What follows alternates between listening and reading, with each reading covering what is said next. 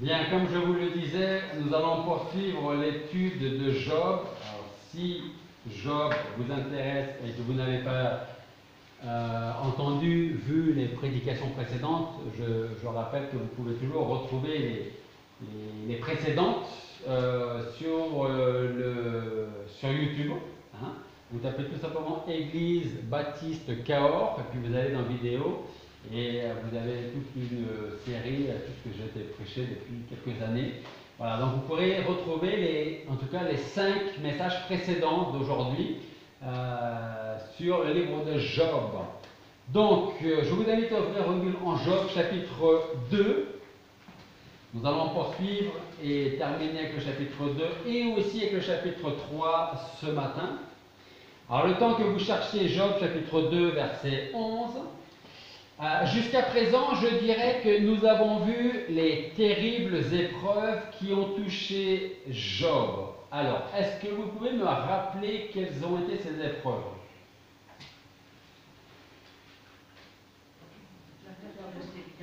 La perte de ses biens, de ses richesses, de sa famille. Quoi d'autre qu'on a vu la semaine dernière? Et la santé. Alors quand on perd des biens, on peut s'en remettre à un moment ou à un autre. Bon, j'ai perdu. Perdre ses enfants, c'est beaucoup plus compliqué.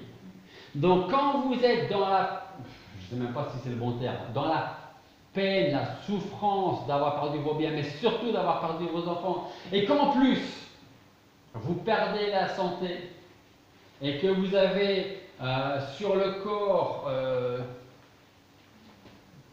tout ce qui peut être le plus désagréable possible, eh ben, vous auriez fait quoi? On ne sait pas parce qu'on ne l'a jamais vécu et que Dieu nous en garde. Alors, si jusqu'à présent nous avons parlé des terribles épreuves qui ont touché Job, je pense qu'avec Job chapitre 2 verset 11 jusqu'à la fin du chapitre 3, nous allons essayer de ressentir sa douleur. Job chapitre 2, à partir du verset 11.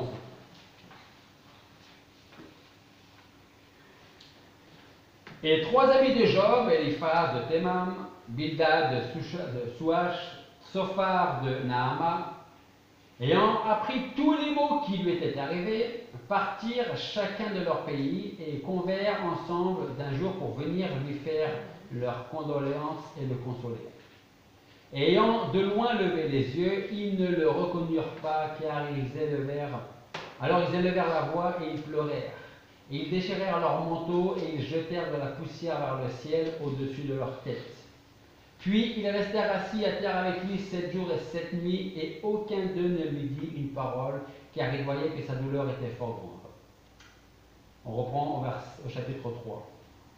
Après cela, Job ouvrit la bouche et maudit le jour de sa naissance. Et prenant la parole, Job dit: Périsse le jour où je suis né et la nuit qui a dit un homme est conçu. Que ce jour soit ténèbres, que Dieu ne s'en inquière pas d'en haut, qu'aucune lumière ne brille sur lui. Que les ténèbres et l'ombre de la mort le reprennent, qu'une sombre nuée demeure sur lui, qu'une éclipse le remplisse d'horreur. Que l'obscurité s'empare de cette nuit, qu'elle ne se réjouisse pas au milieu des jours de l'année, qu'elle n'entre pas dans le compte des mois. Voici que cette nuit soit stérile, qu'aucun cri de joie n'y survienne. Qu'ils la maudissent ceux qui maudissent les jours, ceux qui sont habiles à faire lever le Léviathan. Que les étoiles de son crépuscule soient obscurcies, qu'elles attendent la lumière et qu'il n'en ait point, et qu'elle ne voit point les paupières de l'aurore, parce qu'elle n'a pas fermé le sein qui me porta et n'a point caché la douleur à mes yeux. Que ne suis-je pas mort dès le sein de ma mère, au sortir de ses flancs, que n'ai-je expiré? Pourquoi des genoux se sont-ils présentés à moi et pourquoi des mamelles pour m'allaiter? Car maintenant je serai couché et tranquille, je dormirai, je serai en repos avec les rois et les arbitres de la terre qui se bâtissent des mausolées, avec les princes qui ont de l'or, qui remplissent d'argent leur maison. Ou bien comme l'avorton caché qui n'existerait pas, comme les petits enfants qui n'ont pas vu la lumière. Là, les méchants ne tourmentent plus personne, et là se reposent les hommes fatigués. Avec eux, les captifs sont tranquilles, ils n'entendent plus la voix de l'exacteur. Là, le petit et le grand sont ensemble, et l'esclave est délivré de son maître. Pourquoi donne-t-on la lumière aux malheureux, et la vie à ceux dont l'âme est pleine d'amertume, qui attendent la mort et elle ne vient pas, qui la recherchent plus qu'un trésor, qui serait content jusqu'à l'allégresse et ravi de joie s'il trouvait le tombeau? À l'homme qui ne connaît pas sa voie et que Dieu cerne de tous côtés. Car je soupire au lieu de manger, et mes cris se répandent comme l'eau. Ce que je crains m'arrive, ce que j'appréhende vient sur moi. Je n'ai ni paix, ni tranquillité, ni repos, le tourment est venu. Prions. Père Céleste, nous voulons te remercier de nous permettre d'être dans ta maison pour continuer à étudier la vie de Job, cette vie qui nous apprend tellement de choses, et il est vrai que nous ne voulons pas vivre, Seigneur. Merci parce qu'à travers Job, à travers son intégrité, la crainte qu'il avait de toi et sa soumission à ta volonté, nous apprennent beaucoup de choses. Aide-nous à être reconnaissants pour ce que nous avons, mais aussi pour ce que tu nous as repris. Que tu sois glorifié de cette manière comme Job t'a glorifié. Seigneur, merci de nous disposer favorablement ce matin et pour les jours à venir, et que tu sois glorifié par notre vie. Et c'est en ton nom que nous te prions. Alors, vous voyez bien que dans le chapitre 2, à partir du verset 11 jusqu'au verset 13, vous avez les amis qui arrivent, les amis de Job qui arrivent et puis qui viennent pour l'encourager, le fortifier, l'aider à remonter tout ça. Au chapitre 3, on voit, je ne sais pas si on peut comprendre, mais en tout cas on voit le désespoir, souffrance, le tourment de Job. Job en est à un point où il aimerait que le jour où il est né, ce jour n'arrive jamais. Est-ce que ça vous est déjà arrivé? Je n'ai pas fini la question, on commence à me faire ça comme ça déjà. Est-ce que ça vous est déjà arrivé de regretter une journée, une heure, une situation, un moment? Je ne veux pas savoir ce que c'est. Est-ce que ça vous est déjà arrivé? À quasiment tout le monde. Ok? On rentre, il est trop jeune pour que. On rentre un tout petit peu dans la compréhension de Job. Je dis bien un petit peu parce qu'on n'a pas perdu tout ce que Job a perdu. Ok? Mais on peut comprendre que on aimerait qu'une situation, un jour, une heure, n'ait jamais existé. Voire, on aurait aimé revenir en arrière pour pouvoir changer une situation. Alors, je ne sais pas si réellement nous pouvons comprendre la douleur et la souffrance de Job, mais dans ces versets, il exprime toute sa douleur au point où même ses amis sont là auprès de lui, mais ils ne disent rien. Une petite question, sous forme de 2 questions. Est-ce que ça vous est déjà arrivé d'être face à une situation envers quelqu'un que vous connaissez, ou peut-être pas, vous voyez sa peine, sa souffrance, sa douleur, et puis vous ne savez pas quoi faire, vous ne savez pas quoi dire. Hein? Ça, c'est la première question. La deuxième question, c'est est-ce que ça vous est déjà arrivé d'être dans cette situation et où personne n'est capable de vous aider par une parole ou par des actes? En tout cas, quand on lit chapitre 1, verset 13, on voit qu'ils sont présents, ce qui est déjà pas mal, auprès de lui, durant 7 jours, durant 7 nuits, sans dire un mot. Ils restèrent assis à terre avec lui 7 jours et 7 nuits, et aucun d'eux ne lui dit une parole, car ils voyaient que sa douleur était tellement grande. Job, comme on a pu le voir avec le chapitre 3, ne trouve aucun réconfort. Il n'a plus aucune raison d'espérer quoi que ce soit de la vie. Il n'a plus aucune raison de se réjouir, et pourtant il sait que Dieu est encore avec lui. Ça fait partie des leçons que nous devons entendre, retenir pour chacun d'entre nous. Alors, si Job maudit le jour de sa naissance, il continue pourtant à croire en Dieu, à espérer en Dieu. Alors, nous pourrions nous poser la question de savoir comment aurions-nous aidé Job si nous avions été à ses côtés à ce moment-là. Est-ce que nous aurions pu l'aider?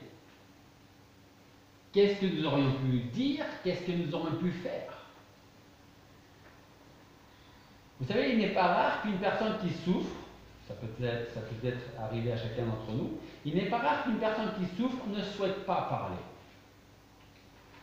Alors vous arrivez, quand je dis c'est moi aussi, hein, nous arrivons face avec la personne et puis on essaie de savoir ce qui se passe. Dis-moi qu'est-ce qui se passe, comment je peux t'aider. Mais la personne souffre tellement qu'elle n'a même pas envie de parler, voire elle n'a même pas envie de nous voir. Pourtant, parfois, il suffit juste d'une présence auprès d'une personne qui souffre, auprès de nous qui souffrons, pour se sentir soutenu, encouragé, aidé, porté, même sans dire un mot. Parce que parfois, il vaut mieux ne rien dire et juste être là présent, plutôt que de dire quelque chose qui va être peut-être mal interprété. Je pense que c'est exactement ce que Job a expérimenté entre sa douleur d'un côté et Dieu de l'autre. Et au milieu, il y a ses amis. Job savait qu'il pouvait s'appuyer sur Dieu dans les épreuves. Et c'est ce qui a été sa force dans sa faiblesse. Pouvoir s'appuyer, continuer à s'appuyer sur Dieu. C'est aussi pour cela que Job pouvait dire « Nu, je suis sorti du ventre de ma mère, nu, j'y retournerai. L'Éternel a donné, l'Éternel a ôté, que le nom de l'Éternel soit béni. » Comme je le dis presque tous les dimanches, et je le redis encore, si nous avions été à la place de Job et qu'on perde tout, est-ce que nous aurions été capables de dire « Dieu m'a donné, Dieu me l'a repris, que son nom soit béni » ? En tout temps, l'homme a toujours connu des joies et des peines. Peut-être que ce matin, vous êtes dans la joie de recevoir la famille. Peut-être que ce matin, vous êtes tout simplement dans la joie d'être à l'église. Ou peut-être que vous êtes dans la peine. En tout cas, c'est ou l'un ou l'autre.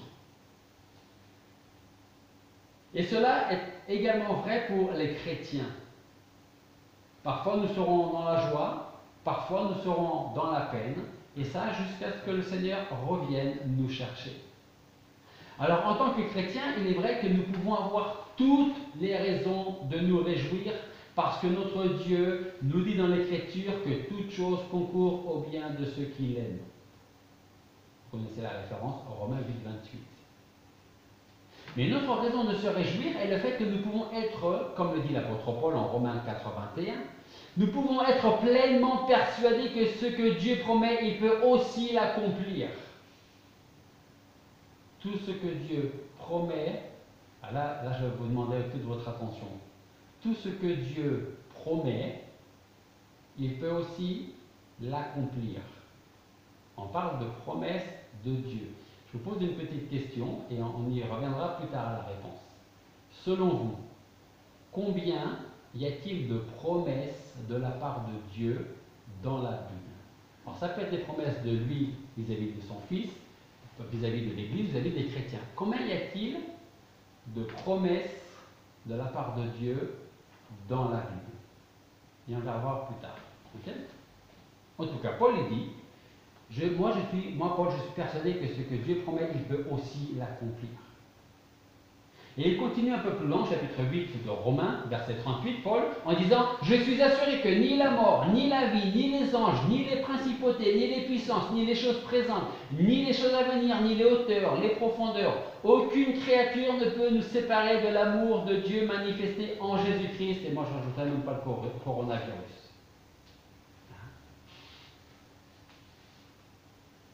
Genèse, chapitre 18, verset 14. Il y a une question. Est-il rien d'impossible à l'Éternel? La question c'est: est-ce que Dieu n'est pas capable de faire quelque chose? Psaume 115, verset 3. Notre Dieu, il est dans les cieux et il fait tout ce qui lui plaît. Jérémie, chapitre 32, verset 17. Ah Seigneur éternel, voici tu as fait le ciel et la terre par ta grande puissance et par ton bras étendu, aucune chose ne te sera difficile. Jérémie, toujours, chapitre 32, un peu plus loin, verset 27. Voici, je suis l'Éternel, le Dieu de toute chair. Y a-t-il rien qui me soit difficile? Luc, chapitre 1, verset 37. Rien n'est impossible à Dieu. 2 Corinthiens, chapitre 9, verset 8. Dieu est puissant pour vous combler de toutes sortes de grâces, afin qu'ayant toujours tout ce qui vous est nécessaire, vous abondiez en toutes sortes de bonnes œuvres. Alors je pose une question: qu'en est-il de nos peines, si nous en avons en ce moment?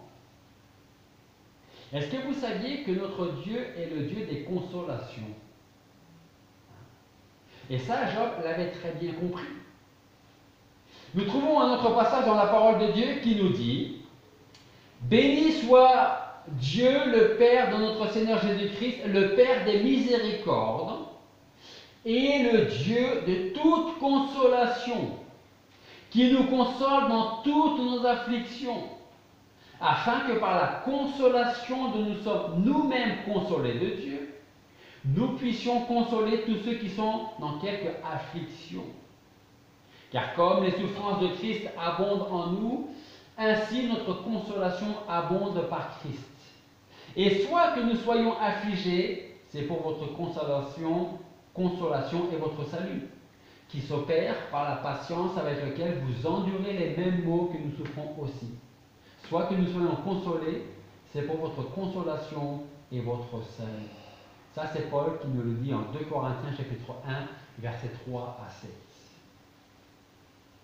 Alors, quand un homme est capable, comme Job, de continuer à bénir le Seigneur au milieu des afflictions, des épreuves, des difficultés, c'est très certainement un signe qu'il demeure dans la victoire.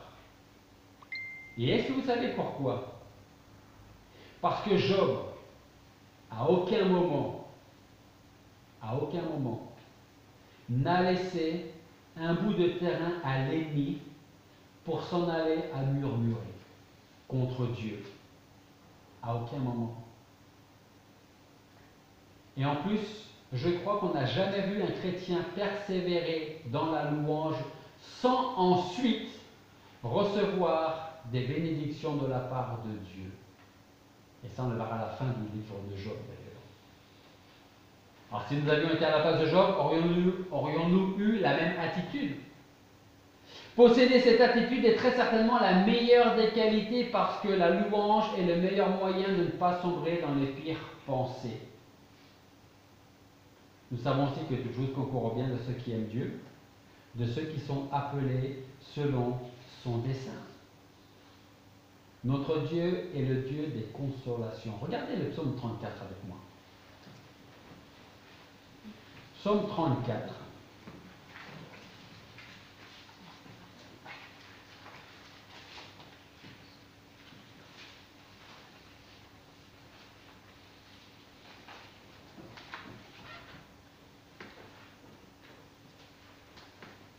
Ce psaume nous dit: Je bénirai l'Éternel en tout temps.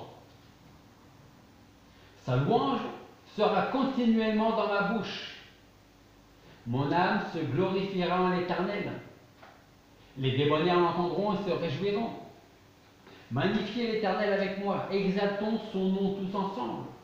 J'ai cherché l'Éternel et il m'a répondu. Il m'a délivré de toutes mes frayeurs. L'a-t-on regardé? On en est illuminé et on n'a pas à rougir de honte. Cet affligé a crié, l'Éternel l'a exaucé, il l'a délivré de toutes ses détresses. L'ange de l'Éternel campe au cours de ceux qui le craignent et il les délivre. Goûtez et voyez combien l'Éternel est bon. Heureux l'homme qui se retire vers lui. Craignez l'Éternel, vous, ses saints, car rien ne manque à ceux qui le craignent.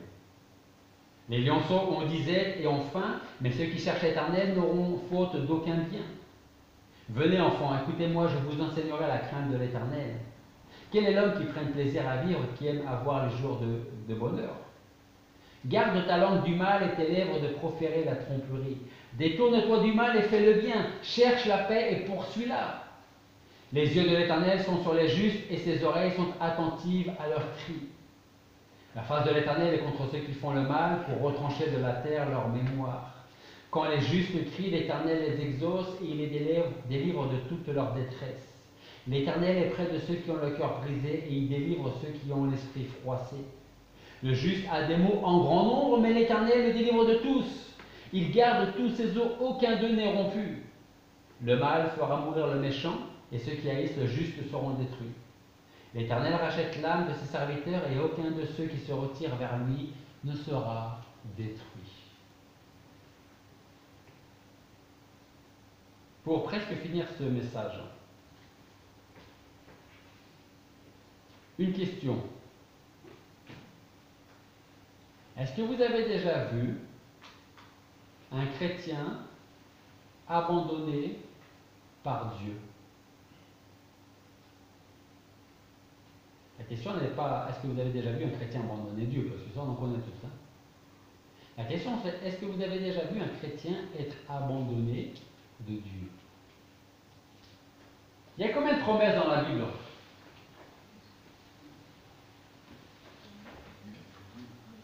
Allez, quelques chiffres, 2 ou 3 chiffres. 3500. Une. À vous, non? Combien? Une dernière proposition. N'ayez pas peur des chiffres. Hein. J'ai cru entendre quelque chose sortir d'un bout de masque, mais j'ai pas compris la fin. J'ai dit aucune idée. Ah, aucune idée. Il y a. Ah, vous me donnez des chiffres, allez-y, plus fort. C'était une bêtise. Ah, regarde-la pour toi. Donc, il y a dans la Bible 8810 promesses. Mais attention, ça ne s'arrête pas là. Écoutez-moi bien. Vous avez de quoi prendre des notes? Alors, prenez des notes, si vous voulez. Dans la Bible, il y a 8810 promesses. Alors, je vois que vous sortez vos petits papiers, vos petits crayons. Je vais attendre que, avant de donner la suite, que vous ayez pris votre stylo, votre petit bout de papier. Et vous allez voir si Dieu n'est pas fidèle avec tout ça. Vous allez voir si ce n'est pas le Dieu des consolations. Donc, il y a combien de promesses dans la Bible? 8810. Est-ce que quelqu'un peut me sortir une calculatrice? J'ai déjà des calculs, hein, mais est-ce que quelqu'un peut me sortir une super calculatrice de son super smartphone? La rapidité de Rachel. Alors, c'est bon? 8810. Tu le divises, je ne veux pas, quand tu vas me donner un résultat, tu oublies la virgule avec ce qu'il y a derrière. Tu divises 8810 par 365, qui correspond à l'année. Ça fait combien? 24. Il y a combien d'heures dans une journée? 24. C'est-à-dire que Dieu est capable de nous donner une promesse par heure. Pas par jour, pas par mois, par heure. 8810 promesses divisées par le nombre de jours dans l'année, 365, ça vous donne 24. Une promesse pour chaque heure. C'est ce qu'on appelle le Dieu des consolations. Dieu n'a jamais été pris au dépourvu, quelles que soient les situations. Nous, on peut être pris au dépourvu en se disant, bon, j'avais prévu ça, mais en fin de compte, c'est ça qui se passe. Qu'est-ce que je vais faire? Comment je vais faire? Comment je vais changer? Ça, c'est nous. Dieu, lui, n'est jamais pris au dépourvu, quelle que soit la situation dans laquelle on peut se trouver. Il a toujours été à la hauteur des circonstances parce qu'il connaît tous les jours qui nous sont réservés jusqu'à la fin. Et jusqu'à la fin, il sera notre secours et notre réconfort. Il est le Dieu de toute consolation et on ne trouve en lui aucun nombre de variations. Dieu ne change pas, il est le même hier, aujourd'hui et demain. Alors, est-ce que ce n'est pas réconfortant de savoir que Dieu est constamment à l'œuvre pour nous secourir, pour nous encourager, pour nous fortifier, pour nous élever à nouveau? Le but que Dieu recherche, parfois, dans notre consolation, quand il nous met à l'épreuve, dans les difficultés qu'on peut connaître, qu'on peut vivre, c'est pour qu'à notre tour, nous puissions être capables, après avoir été réconfortés par la parole de Dieu, par une des promesses de Dieu, de pouvoir encourager et ou consoler les autres qui seront peut-être un jour dans la même situation que ce que vous êtes en train de vivre aujourd'hui.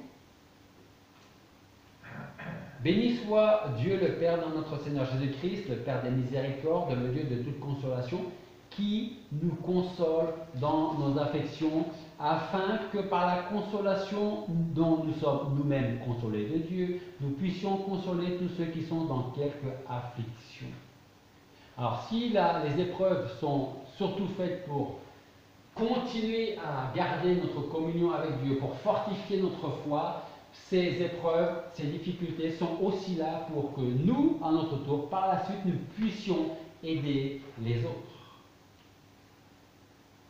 Notre Dieu nous console par l'intermédiaire du Saint-Esprit, c'est ce que le Seigneur nous dit en Jean 14, 16, où il dit « Je prierai le Père qui vous donnera un autre consolateur pour demeurer éternellement avec vous, c'est-à-dire le Saint-Esprit. » Alors notre rôle est de compatir à la souffrance, quelle qu'elle soit, et d'apporter notre sympathie à tous ceux qui sont dans la peine. Et parfois, comme pour l'exemple des amis de Job, mais parfois il faut tout simplement être juste là, présent. Que la personne qui est dans les épreuves sache que si elle a besoin, vous êtes là. Et parfois, c'est très bien de ne rien dire. Juste dire, je suis là si tu as besoin. Alors on a besoin de devenir des messagers de consolation remplis de sympathie, de bonté à l'égard des autres. Des gens à qui les expériences passées ont enseigné de manière à prendre soin de notre prochain. On va voir par la suite, avec l'étude encore du livre de Job, qu'on a tellement de choses à apprendre. Donc si nous pensons qu'en ce moment nous sommes dans les difficultés, dans les épreuves, c'est certainement vrai pour certains d'entre vous. Mais on n'a pas, et que Dieu nous en garde, encore vécu ce que Job a vécu. Rappelez-vous une chose, si vous êtes dans le questionnement, dans les difficultés, dans les épreuves, notre Dieu est le Dieu des consolations. 8810 promesses, c'est une par heure. Prions. Père Céleste, nous voulons te remercier parce que tu nous as fait la grâce d'être dans ta maison ce matin. Nous voulons te remercier pour ta parole qui est vivante, efficace, qui nous enseigne, qui nous parle, qui nous reprend, qui nous instruit, qui nous dirige. Merci pour l'exemple de Job et merci parce que tu es le Dieu de toute consolation. Merci pour ce que tu fais pour nous, ce que tu as fait et ce que tu feras encore. Aide-nous à toujours regarder vers toi lorsque les épreuves arrivent, lorsque nous avons besoin d'être encouragés, fortifiés. Que nos yeux soient toujours tournés vers toi pour recevoir ton aide, parce que tu es notre forteresse, notre bouclier et notre réconfort. Merci pour ce que tu feras encore dans la vie de chaque personne ici présente.